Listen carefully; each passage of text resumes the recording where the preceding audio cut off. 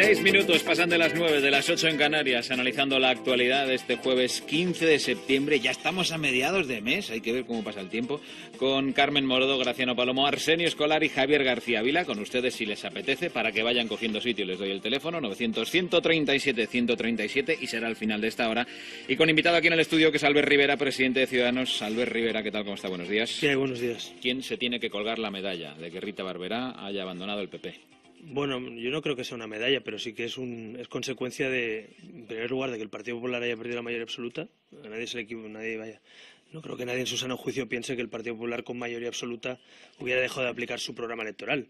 El programa electoral del Partido Popular dice que los imputados por corrupción política pueden seguir en el escaño y que se tienen que ir cuando se sientan en el banquillo, por juicio oral. En la negociación que hicimos con el Partido Popular, también con el PSOE en su día, que dice exactamente lo mismo, hasta la fecha el criterio de los viejos partidos era banquillo y juicio oral. Nosotros hemos establecido un nuevo criterio en ese pacto, que es imputado por corrupción política, es decir, investigado, y eso es lo que se acordó. Ayer mismo el señor Catalá se le olvidaba lo que decía ese pacto y aplicaba la lógica anterior. Recuerden que decía que no se tenía que ir hasta que tuviera juicio oral, y en cambio se acaba aplicando el criterio del pacto anticorrupción, que en definitiva es lo que creo que muchos españoles esperan, que en cuanto hay una sospecha de corrupción se aparte del cargo una persona y en este caso se expulse del partido, ¿no? Mantiene el acta de senadora en todo caso por designación autonómica. ¿Cree que le está echando un pulso a Mariano Rajoy? Yo creo que sí, ¿no? Es evidente que lo lógico y lo ético, lo digno, es que cuando uno es apartado de su partido y además por ser imputado en un caso de corrupción política, se entregue el acta del escaño, ¿no? Tenemos un problema que es evidente y lo sabemos todos, ¿no? Es decir, mientras el sistema actual sea como es, pues según el Constitucional las actas de diputados son de los propios diputados, no de los ciudadanos que votan ni de los partidos. Eso es un dilema que está ahí encima de la mesa y no hay nada que hacer. Ahora bien, sí que creo que se puede hacer alguna cosa más. Y, por ejemplo, nosotros hoy vamos a presentar en la Comunidad Valenciana, en las Cortes Valencianas, una resolución política, porque es política, pidiendo a Rita Barberá que entregue su acta de senadora autonómica. No olvidemos que representa a las Cortes Valencianas. O sea, está propuesto por el PP, pero son las Cortes Valencianas quienes la hicieron senadora. Por tanto, hay que intentarlo todo para que esta señora no siga manchando la imagen de la institución del Senado, que sí ya está bastante tocada por otras cuestiones. Imagínense si encima tenemos a senadores en el grupo mixto imputados por corrupción política. ¿No es una petición un tanto melancólica por aquello que usted mismo me ha recordado? El acta es suya, ella decide qué hace con ese acta. Sí, yo creo que en esto primero deberíamos, por cultura democrática, creo que los líderes políticos debemos explicar la verdad. Y la verdad es que el PP le ha pedido que se vaya, se ha ido, y tenemos un sistema político, nos guste más o nos guste menos, donde el Constitucional protege a los tránsfugas y protege les da el acta de diputado, y por tanto los tránsfugas y los imputados por corrupción política, por mucho que los partidos acordemos un pacto anticorrupción, si se quieren quedar el acta se la quedan, y eso a mí me parece que es algo que tenemos también que replantearnos. Es decir, ¿hay alguna manera de que en el caso de transfugismo o de imputación por corrupción política pueda haber algún tipo de medida legal en el que en ese caso puedan ser apartados de su cargo? Bueno, ese es un debate que seguramente hoy se abre, ¿no? Y que muchos españoles se preguntarán por qué esta señora sigue cobrando, por qué esta señora sigue siendo senadora, por qué nos representa a nosotros o a los valencianos, ¿no? Pero aparte de ese debate, sí que es verdad que he hecho en falta también, hombre, un cierto liderazgo, ¿no? Mariano Rajoy ha desaparecido en 48 horas de declaraciones públicas, y creo que a veces en política, sobre todo en política, aunque la ley le dé el escaño a la señora Barberá, creo que es verdad que el presidente en funciones, el presidente del Partido Popular, también podía hacer unas declaraciones públicas pidiendo expresamente ese escaño, ¿no? Porque creo que alguna autoridad tendrá el presidente de su partido y el presidente en funciones para poder pedirle eso a Rita Barberá. No sé por qué no lo ha hecho y creo que debería hacerlo. ¿Ha hablado usted en las últimas horas con Mariano Rajoy? No he hablado con él. Sí que es verdad que a raíz del pacto anticorrupción, gente del Partido Popular se puso en contacto con nosotros para decir que tenían intención de cumplir ese punto del acuerdo, y así lo han hecho. Y es verdad que en eso, o sea, en la parte, digamos, que atañe al Partido Popular, al margen de Rita Barberá, pues han aplicado ese criterio de la imputación y no del juicio oral, pero no ha habido más contacto. ¿Y quién es la persona de más rango dentro del PP con la que ha hablado estas cosas en las Bueno, yo no he hablado. Sé que mi equipo, mis portavoces, bueno, también le digo la verdad, en los últimos meses los portavoces parlamentarios hablan más de lo que se piensa la gente. Es decir, hay fluidez entre los portavoces parlamentarios, especialmente Ciudadanos y el PP, porque hemos llegado a un acuerdo de intento de investidura, ¿no? ¿Ha corrido peligro en las últimas 24 horas, o en qué modo ha podido correr peligro en las últimas 24 horas ese pacto anticorrupción firmado con el PP y Ciudadanos? Bueno, en primer lugar hay que recordar que ese pacto básicamente lo que tiene la expectativa es que sea reeditado. Es decir, no está vigente porque es evidente que no hubo investidura, pero si quiere haber nueva investidura, nuestro compromiso es el siguiente. Si el Partido Popular respeta ese acuerdo, por eso era importante que le pidieran el acta o que se marchara Rita Barberá del Partido Popular, y viene con más síes que noes, nosotros apoyaremos la investidura nuevamente. Eso implica tener más síes que noes, que todavía no pasa, tenemos 170 votos a favor y 180 en contra, y luego respetar ese acuerdo hasta la última frase, ¿no? Porque si no respetamos el acuerdo antes de empezar la legislatura, imagínese, ¿no? Con lo cual, en ese sentido, estaba en riesgo efectivamente que nosotros prestáramos apoyo, y si hubiera otro caso de similar naturaleza, pues tendrá que pasar lo mismo, espero que no pase. Y luego otra reflexión que atañe también a ese acuerdo. Detrás de todo esto está otro debate que está en el punto, en esas 6 condiciones famosas que puso Ciudadanos, son los aforamientos. Es decir, aquí realmente Rita Barberá, si acabáramos con los aforamientos como hemos llegado a ese acuerdo, si dejaran algunos de bloquear la legislatura y se suprimieran, seguramente Rita Barberá no tenía ningún incentivo para quedarse en el grupo mixto con el escaño. Se quiere quedar en el escaño para tener un aforamiento especial en el Supremo y que no le juzgue el juez de primera instancia. Esas es otra de las reformas democráticas que queremos llevar a cabo, es decir, que los políticos vayan al juez natural, allí donde tienen su domicilio, y no al Supremo. Ella está quedándose el escaño frente a viento y marea, e incluso de su propio partido, como hemos escuchado, básicamente porque quiere seguir aforada, quiere seguir el privilegio del aforamiento. Mientras no se ponga en marcha la legislatura, mientras Pedro Sánchez no se siente en la mesa a negociar una posible abstención o el PP ceda en algún caso con el PSOE, no podremos suprimir los aforamientos, que es uno de los puntos que hemos acordado para esa investidura. ¿Le ha llamado ya Pedro Sánchez? Llevamos varios días pendientes de una llamada que no sé si se ha producido ya. No, la verdad es que no hemos hablado, pero también creo que lo hemos dicho todo sin hablar. Es decir, Pedro Sánchez dijo que iba a intentar, pero a la vez dijo que no se presentaba a intentar contactar con otros partidos. Creo que se va a ver con Pablo Iglesias. Se reunió con el señor Homs, con Convergencia Democrática. No creo que sea el mejor de los caminos para buscar apoyos constitucionalistas, pactar con los que quieren romper este país. Y nosotros lo hemos dicho muy claro. Y si hablo con Pedro Sánchez, pues mire, le diré lo que le voy a decir a continuación. Que se siente en una mesa con el PP y con Ciudadanos, que cojamos las reformas comunes, que son 100, ni más ni menos. Entre ellas, por ejemplo, el pacto anticorrupción que también firmó el PSOE. Fíjese, este mismo acuerdo del que estamos hablando aquí, el PSOE también lo firmó con Ciudadanos, con lo cual estaría vigente en ese acuerdo amplio, ¿no? Por ejemplo, eso sería un avance. Y muchas otras reformas, y con esas 100 reformas comunes intentemos desbloquear la situación. Nosotros hemos hecho todo lo que está en nuestras manos, creo que lo saben todos los españoles. Hemos votado que sí a la investidura del primer candidato propuesto por el Rey, de Sánchez. Hemos votado que sí a la investidura del segundo candidato propuesto por el Rey, Rajoy. Y tenemos 150 reformas encima de la mesa para poner en marcha y que muchos españoles estarán esperando. Así que yo espero que el Partido Socialista, estamos en esa campaña gallega y vasca, pues espero que en cuanto acabe esa campaña reflexione e intente buscar el desbloqueo para no ir a terceras elecciones. En esto Albert Rivera está de acuerdo con Susana Díaz, la presidenta andaluza. No sé si le produce alguna reflexión. Yo estoy de acuerdo, a mi juicio no soy objetivo ni pretendo serlo, pero creo que es de sentido común que un país se tiene que poner en marcha y no puede seguir sin gobierno. Eso no es una cuestión del PSOE y del PP o Ciudadanos. Creo que hay mucha gente en este país, creo que el otro día leí alguna encuesta que hablaba de casi un 80% de españoles que están de acuerdo en evitar terceras elecciones y desbloquear el país. Entonces da igual que lo diga quien lo diga, yo creo que es algo sensato. Ahora, es verdad que en el Partido Socialista hay un debate interno, bueno, pues ahí está a todas luces, ¿no? Ayer incluso lo vimos por las redes sociales. Pero es normal, o sea, hay unos señores en el PSOE que han ganado las elecciones y gobiernan, y además han pedido que gobierne la lista más votada. Susana Díaz hacía bandera, lógicamente, que gobierne la lista más votada en Andalucía, y se hizo con el apoyo de Ciudadanos, por cierto, y en cambio otros tienen 52 escaños menos y tienen otro criterio, pero tampoco tienen un proyecto encima de la mesa, ¿no? Entonces, me parece que es lógico que en un partido de gobierno, porque el PSOE es un partido de gobierno, pues piensen en cómo gobernar o cómo dejar gobernar. Yo quiero recordar que hacer oposición no es decir que no a todo. Hacer oposición es controlar al gobierno, pedir explicaciones, pedir que se vaya si alguien está imputado, pedir que el señor de Guindos venga a dar la cara, pedir reformas y cambios o legislar, votar en el Parlamento. Eso es hacer oposición. Pero alguien ha confundido la oposición con bloqueo. Y yo creo que hacer oposición no es bloqueo. Para que haya oposición, de hecho, tiene que haber legislatura.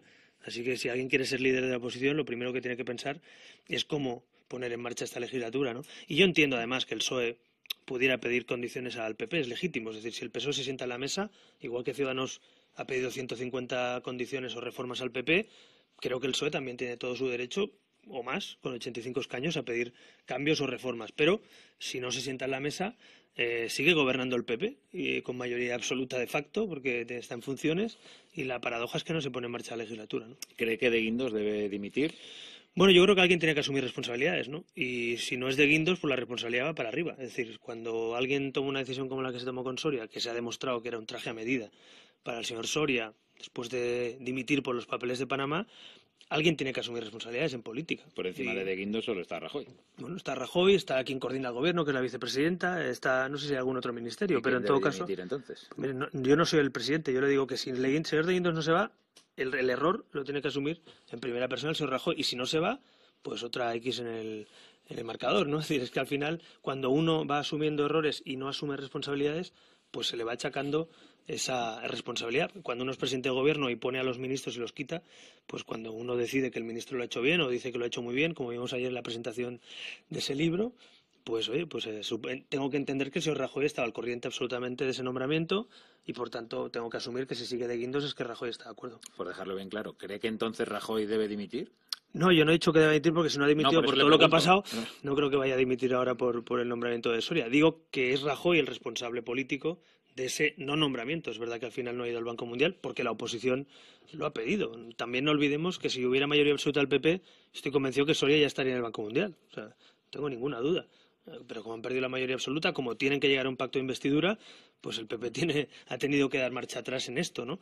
Pero bueno, ese es lo bueno de no tener mayoría absoluta en un Parlamento. Hay cosas malas, pero lo bueno es que nadie puede hacer lo que le da la gana sin contar con la oposición, ¿no? Entonces, bueno, por eso digo que tenemos una legislatura que si se pone en marcha, el gobierno va a estar controlado por el Parlamento después de mucho tiempo y nadie va a poder negar comparecencias, por ejemplo, ¿no? En el casos de corrupción, por ejemplo, hay una comisión de investigación por el caso Bárcenas y por todos los casos de corrupción que afectan al PP que se va a abrir en esta legislatura y el PP no solo no la va a blindar, es que la ha firmado en un pacto que le hemos exigido desde Ciudadanos. Por tanto, se abre un Parlamento a la investigación de la corrupción o a la petición de explicaciones y bueno, yo creo que en los próximos meses, si se pone en marcha la legislatura, va a cambiar mucho la dinámica política española. ¿Esa comisión se abre si no hay presidente del gobierno? Es decir, la vida parlamentaria puede ir por un lado y la elección del presidente del gobierno, y lo tenemos de la legislatura anterior, puede ir por otro. ¿Van a registrar esa petición? Bueno, ya? La realidad es que quedan 30 y pico días y poco más. O sea, el 30 de octubre es fin el plazo y lo que yo no soy partidario es de frustrar a la gente. Es decir, esa comisión está firmada con el partido que tiene que poner en marcha la legislatura y nuestro compromiso es que se pondrá en marcha creo que dice los 3 primeros meses, los 6 primeros meses de legislatura y se ha comprometido en los escaños del Partido Popular. Los 137 escaños están comprometidos con votar a favor de la creación de esa comisión. Me parece que es suficientemente exigente pedir que el propio gobierno se ponga a votar a favor de esa comisión y facilitar esa comisión y lo que hay que hacer es poner en marcha la legislatura. Si no hay legislatura, ni habrá reformas, ni se suprimirán los aforamientos, ni se pondrá en marcha la comisión. Así que si queremos que esto cambie, hay que hacer oposición, pero también permitir que algunos gobiernen, ¿no? ¿Ana Pastor debe ser reprobada como presidenta del Congreso? Pues mire, a mí, desde luego, cada uno puede juzgar cómo lo hizo Pachi López o Ana Pastor o cómo lo están haciendo y de hecho, nosotros apoyamos ambas presidencias porque alguien tenía que ser presidente y no iba a ser alguien que no fuera constitucionalista. Nuestro criterio fue ese, ¿no?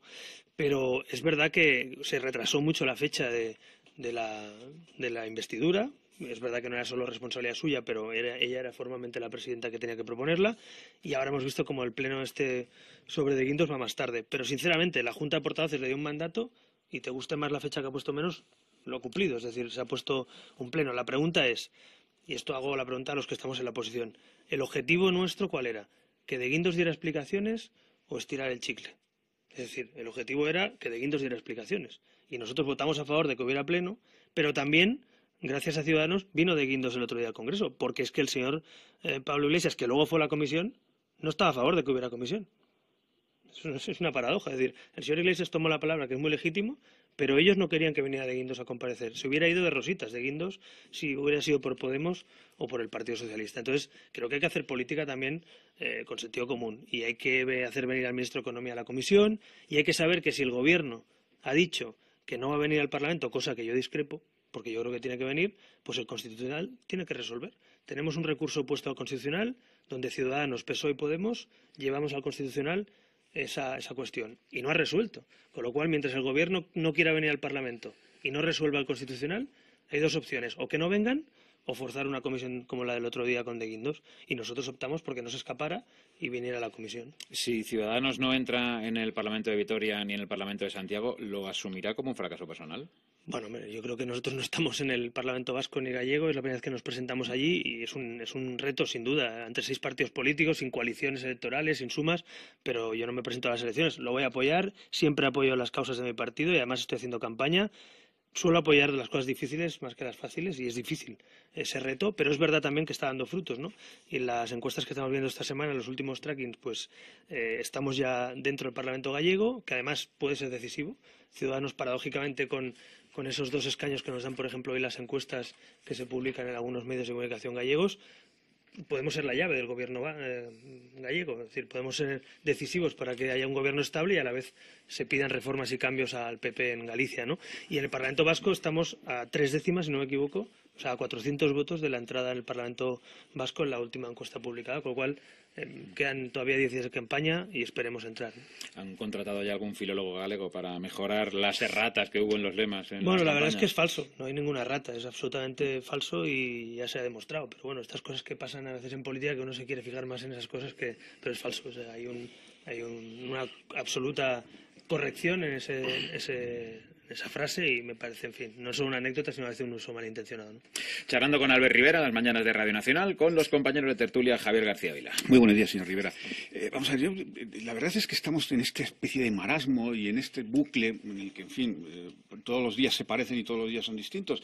Y yo creo que hay un cierto despiste general, por lo menos a mí me ocurre, porque yo les escucho a ustedes, y usted, por ejemplo, lo ha dicho públicamente, que no va a haber terceras elecciones. Escucho en el Partido Socialista que no va a haber terceras elecciones. Escucho en muchas voces autorizadas, que son las suyas, que dicen que no va a haber terceras elecciones. Pero lo cierto es que nadie se está moviendo para que no haya esas terceras elecciones, o parece al menos que nadie se está moviendo. La pregunta es, ¿qué tiene que ocurrir para que de verdad no haya terceras elecciones? Porque lo que sí que yo creo que es que esto sí que se basa en datos reales. A nadie le van bien las terceras elecciones, desde luego a España no le van bien las terceras elecciones, y quizá políticamente el único que podría salir favorecido, por lo menos lo que dicen las encuestas, sería el Partido Popular. Es decir, ¿qué tiene que ocurrir de verdad para que no haya terceras elecciones? Bueno, en primer lugar, permítame un matiz. Solo nos hemos movido nosotros. Y además nos han criticado algunos por movernos. Con lo cual, déjeme que por lo menos, ya que nos hemos movido, expliquemos a los españoles que sí, que algunos partidos de la oposición hemos votado que sí. Somos el único partido que ha votado que sí a las 2 investiduras propuestas por el rey. Y eso no lo ha hecho nadie. El señor Sánchez se votó a sí mismo, pero no vota a Rajoy. Rajoy se vota a sí mismo, pero no votó al señor Sánchez. Nosotros hemos sido capaces de votar con un documento de reformas común con lo que hemos arrastrado al PP y al PSOE ahí. Dicho eso, lo que tenía que pasar es que hicieran la mitad de lo que hemos hecho nosotros, que es moverse. Y para moverse hay que ceder y hay que negociar. Y el Partido Socialista, si quiere ser líder de la oposición y que empiece la legislatura y controlar al gobierno y hacer cambios y legislar, pues tiene que permitir que haya un gobierno y aceptar el resultado. El resultado, mire, a mí me hubiera gustado ganar las elecciones, pero las ganó el PP, con 137 escaños.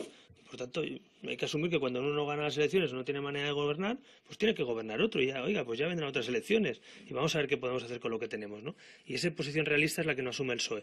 Y luego es verdad que el PP, creo que también algo más podía haber estirado y haber hecho para seducir y para poner al PSOE en evidencia y encima de la mesa esos puntos comunes o esos asuntos en los que seguramente el PSOE, en su programa electoral, también defiende, ¿no? O sea, los puntos comunes con el Partido Socialista. Nosotros lo hemos hecho, hay 100 reformas comunes que nos parece una buena base de negociación. A mí me parece que esa mesa 3 con los partidos que representan el espacio más o menos constitucionalista, moderado en España, desde la socialista, partido centrista hasta el partido conservador, hay un espacio común que nos puede permitir hacer una legislatura. Pero eso no va a ocurrir, señor Rivera. Usted sabe que esa mesa 3 no se va a producir. ¿Usted lo sabe?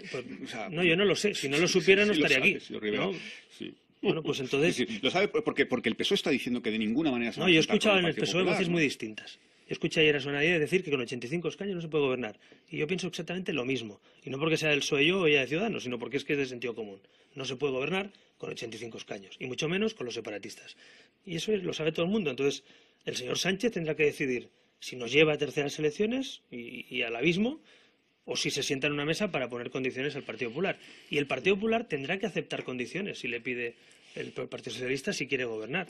Y eso es la única solución que veo. Si yo tuviera 133 escaños en vez de 32, le aseguro que seguramente esto ya estaría en marcha. Pero no es así, hay que asumir el resultado. Y yo tengo 32 y el señor Rajoy tiene 137. Y esa es la realidad. Arsenio Escolar. Buenos días, señor Rivera. Hace 2 semanas el caso Soria II, porque el 1 fue en abril, La semana pasada el caso Guindos, podríamos llamarlo. Esta semana el caso Barberá y apuntando por ahí el caso Matas 2, porque parece que Jaume Matas, el expresidente balear, está negociando con la Fiscalía confesiones que salpican también al Partido Popular en la sede central de Madrid, ¿no? Y en pocos días el comienzo de los juicios de las tarjetas Black y de Gürtel. En fin, el Partido Popular y la situación de Rajoy parece un campo de minas reputacionales, ¿no? Donde está aflorando basura que no hace más que complicar toda la situación política. ¿Usted se siente cómodo con ese socio que tiene tan sometido a riesgos reputacionales y a incertidumbres inminentes? Bueno, en primer lugar recuerdo que no somos socios. Estamos pactando una votación. Tienen un acuerdo. De votación de una. Sí. Una votación que es la investidura. Porque si no fuera por Ciudadanos, la señora Rita Barberá, y no fuera por ese acuerdo, la señora Rita Barberá, según Catalá, se iría cuando estuviera en el banquillo. Y se va hoy, y algunos pensaban que ayer. Se tenía que haber ido antes de ayer, ¿no? Entonces, vamos a recordar también cómo son las cosas. Hay una votación de investidura que tiene que desbloquear España. Y hay dos opciones.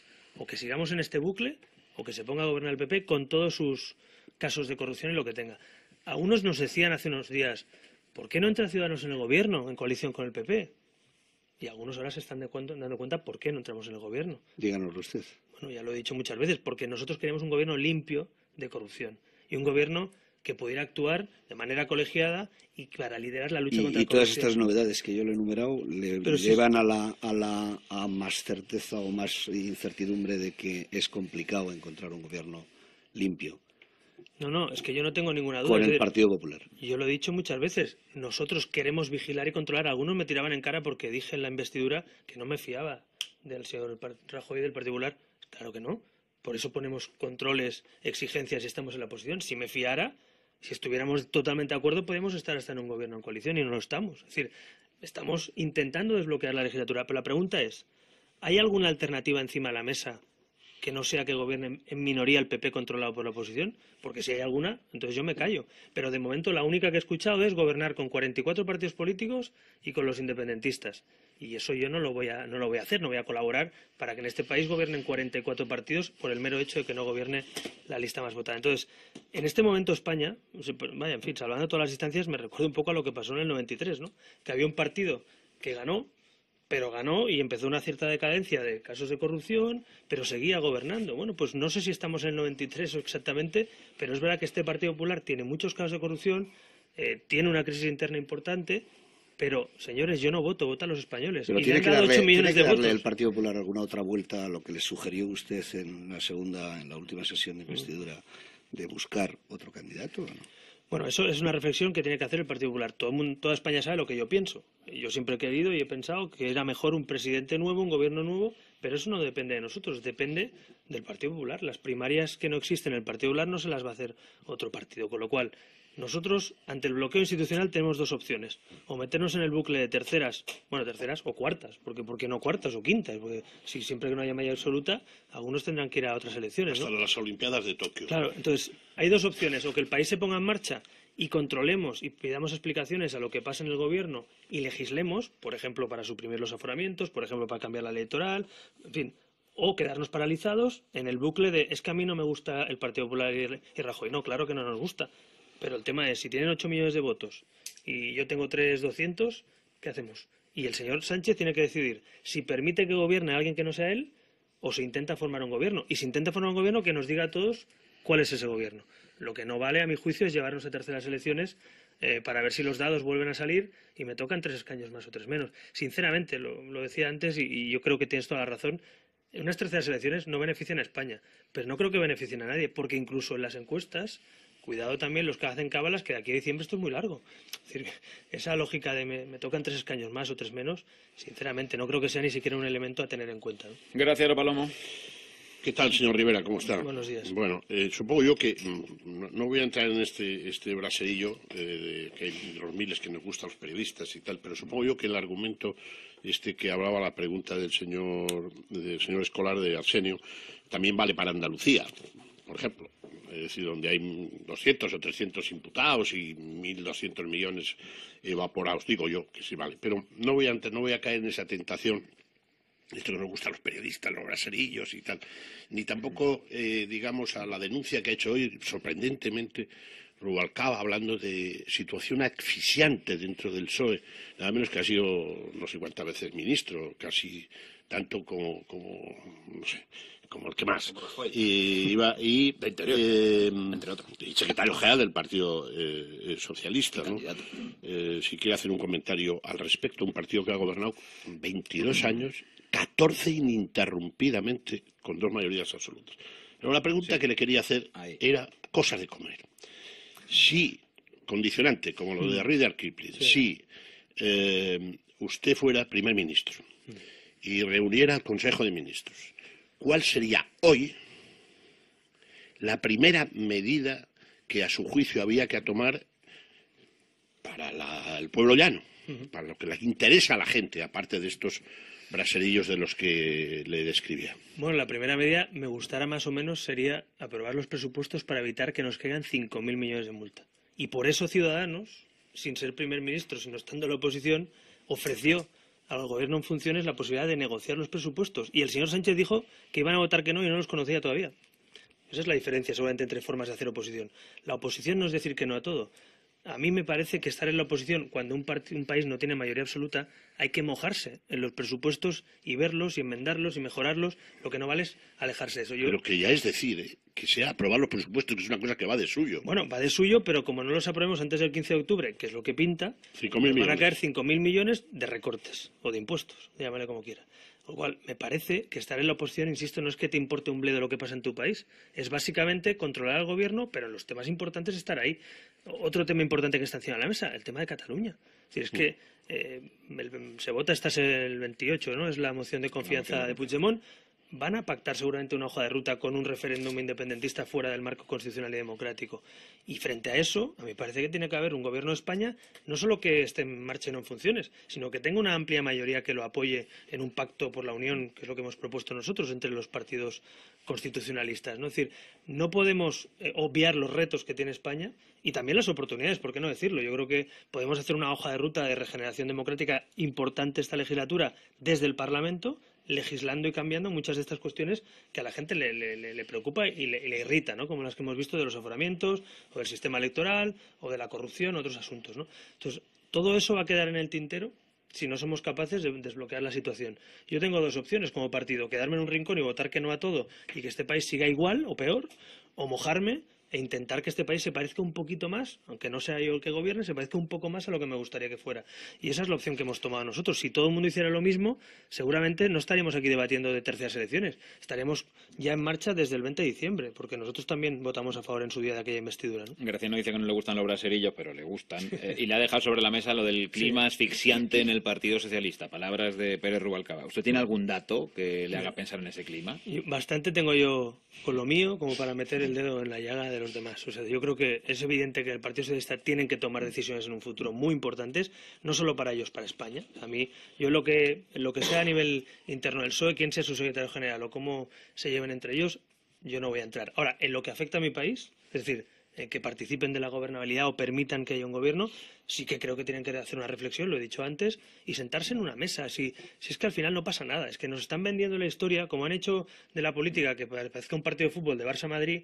¿Qué pasa? Que al final es muy complicado sentarse en la mesa, porque en vez de tener enfrente a tu compatriota, parece que sea tu enemigo, ¿no? Pues no es así. O sea, los votantes socialistas también querrán que se pongan en marcha muchas de estas medidas, seguro que también quieren ser decisivos durante la legislatura, y también uno tiene que asumir en la vida los resultados. Si tú sacas el peor resultado de la historia de tu partido, que es el que ha sacado el señor Sánchez, pues también supongo que tendrán que hacer una reflexión, me imagino, un partido que ha gobernado 22 años España, ¿no? Entonces, bueno, yo en eso bastante tienen ellos en casa como para que te metas el dedo en la llaga. Sí, pero a veces en el PP, por ejemplo, insinúan desde Ciudadanos Pablo Casado puede ser el futuro. ¿Tiene algún candidato similar para el PSOE? No, nosotros no hemos dicho quién. Bueno, me han preguntado, muchas veces me ha hecho quinielas. Y me dice, usted ¿qué le ha parece? respondido.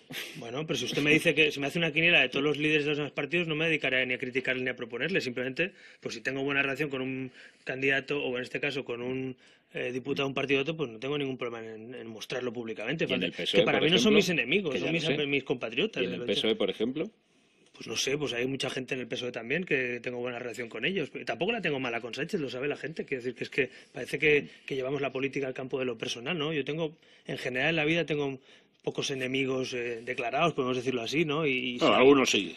Sí, pero no, bueno, yo te diré que no, que no lo tengo en cuenta. Si no, se vio en la tribuna el otro día en la segunda investidura. Bueno, ya sí, es verdad, pero no consideraría enemigo. Que a lo personal. Enemigo es una condición demasiado importante. Carmen Morodo. Buenos días, gracias. Decía que no tenía enemigos, pero y que no tenía que no tenía mala relación con Pedro Sánchez, pero de pasar de ser su compañero de viaje en la legislatura fallida, ahora parece que no se hablan en privado, solo se hablan en público. Le quería preguntar por el Partido Socialista, porque ha comentado varias veces en esta entrevista que el Partido Socialista debería sentarse a negociar con el Partido Popular, plantear su agenda de reformas y de propuestas para la legislatura y a partir de ahí buscar un punto en común que permita desbloquear esto. De momento, lo único que hemos escuchado como propuesta, ayer mismo volvió a señalar en esa dirección la presidenta de la Junta de Andalucía, es que Rajoy se marche. Y lo que está en el debate no sabemos cómo se concretará en un próximo Comité Federal después de las elecciones vascas y gallegas, pero lo que está en el debate y lo que se comenta es la posibilidad de que los varones del Partido Socialista planteen como exigencia para negociar esa abstención, formalmente, no ya en el discurso te lo digo aquí, pero no, sino formalmente como línea roja del Partido Socialista, la exigencia de que Rajoy dé un paso atrás. En ese escenario, si se produce ese escenario, ¿ustedes se moverían o esa pantalla se moverían para asumir también esa exigencia y actuar como elemento de presión, o esa pantalla ya está superada para Ciudadanos después del pacto que han firmado de investidura con el Partido Popular? Nosotros hemos llegado a votar incluso a Rajoy. Y con eso se lo digo todo. Con lo cual, para desbloquear esto hemos asumido que Rajoy era la propuesta del Partido Popular. Yo el otro día en la tribuna dije que trajeran una candidatura viable. Y algunos quisieron interpretar que eso significaba que se tenía que ir Rajoy. No, dije viable. Le sentó mal. Ya, porque algunos se ponen la venda antes de la herida, ¿no? A Rafael Hernando, sobre todo. Bueno, porque cuando uno se pone a la defensiva a veces no sabe ni las palabras que uno ha dicho. Dije viable porque no es viable 170 frente a 180. Pero las condiciones que ponga el PSOE no las voy a poner yo, son las del PSOE. Entonces, si el PSOE va a la mesa y pone sus condiciones, pues el PP tendrá que decidir si las acepta o si no las acepta. Pero ustedes no se van a mover, eso ya no va a formar parte ante una... Si nosotros ya hemos votado que sí, tanto a Pedro Sánchez como a Rajoy. Si es que, insisto, somos el único partido que ha votado que sí a las dos propuestas que ha hecho el rey. Cual, en ese sentido, no tenemos mucho más que decir, simplemente que se cumplan las 150 reformas que tenemos y que traigan más si es que no es. Dicho eso, si el PSOE pone condiciones al PP, me imagino que tendrá que sentarse en la mesa, ¿no? Con lo cual, en ese sentido, lo que tampoco puede pedirle el PP es que traigan condiciones a la mesa y luego que no se quieren sentar en la mesa, ¿no? Un último asunto con Cataluña, señor Rivera. ¿Ha observado algún matiz en la última propuesta del presidente de la Generalitat, Carles Puigdemont, en lo que tiene que ver con el referéndum? Ha habido quien ha interpretado que podría ser hasta un enfriamiento, lo de que sea vinculante, pactado. ¿Ha observado algún matiz después de la celebración de la Diada? Bueno, lo que sí que he observado es que llevamos 4 años con el penultimátum, ¿no? Sí, yo recuerdo desde 2012 que es el año que viene ya somos independientes. El año que viene declaramos la independencia. No, el otro. Y llevamos 4 años así. Y creo que a lo mejor lo que está pasando es que cuando no hay una mayoría social, como se demostró el 27 de septiembre, y también en las generales, por cierto, que esté a favor de la independencia y la secesión, y mucho menos unilateral, me parece que algunos supongo que están haciendo cábalas y no les salen los números, ¿no? Y Convergencia, que tenía 62 escaños con Artur Mas en 2010, hoy tiene 29 y va camino de la desaparición, aunque le cambien el nombre, ¿no? Entonces, a mí me parece que algunos se están dando cuenta. Dicho eso, no se puede menospreciar, como han hecho algunos, lo que pasa en Cataluña. He visto a ministros y a gente decir que ha salido muy poca gente a la calle. Oye, hay mucha gente. Y son millones, no sé si 2, si 1,5, si 2,5, los que quieren la independencia en mi tierra. Y eso no es algo que se pueda mirar hacia otro lado. Yo propongo que haya diálogo, pero dentro de una mesa constitucional y democrática. Ley de financiación autonómica, que es una reivindicación no solo de Cataluña, de muchas comunidades autónomas. Hablemos de ello. Está en el acuerdo que hemos puesto con el PP que el primer mes de legislatura se hable de ese asunto. 2. Reforma constitucional. Si hay que reformar la Constitución y hay que aclarar competencias autonómicas, municipales, estatales, pues vamos a hacerlo, no pasa nada. Pues Alemania tiene claramente definidas sus competencias y no es un país sospechoso de tener rupturas o divisiones. Y tercero, infraestructuras, que es un tema que siempre preocupa a la sociedad civil catalana y creo que hay algunas legítimamente reivindicadas, como el corredor mediterráneo, que es necesaria para la industria del Levante español y especialmente de Cataluña, o la conexión de los aeropuertos y los puertos catalanes.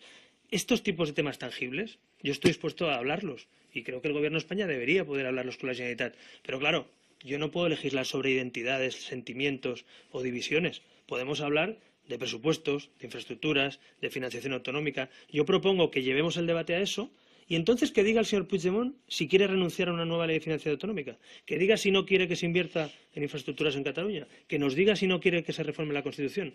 Porque yo creo que como no tienen ninguna propuesta encima de la mesa, ningún proyecto enfrente, podemos decir, de punto de vista político y económico, pues hacen ese victimismo que crece, ¿no? Pero en el momento que el señor Puigdemont viera realmente que los temas que preocupan a una mayoría de catalanes están en la agenda política española, yo estoy convencido que muchos catalanes querrían la mejora de sus condiciones de vida más que la independencia. Con lo cual, ese me parece que es el camino y yo lo decía ayer, estoy dispuesto a ese diálogo y que el Gobierno de España, y si Ciudadanos puede colaborar, pues somos líderes de la oposición. Con Inés Arrimadas en Cataluña, se reunió otro día con Puigdemont y le ofreció eso. Oiga, vamos a hablar de los temas del comer, como dice Graciano, de los temas que afectan a los catalanes, pero no hablemos de identidades o de sentimientos, porque ahí no nos vamos a poner de acuerdo, ¿no? Albert Rivera, presidente de Ciudadanos, nuestro invitado hoy aquí en el estudio en la Casa de la Radio. Muchísimas gracias, señor Rivera. Gracias, buenos días. Muchas gracias. Son las 9:41, 8:41 en Canarias.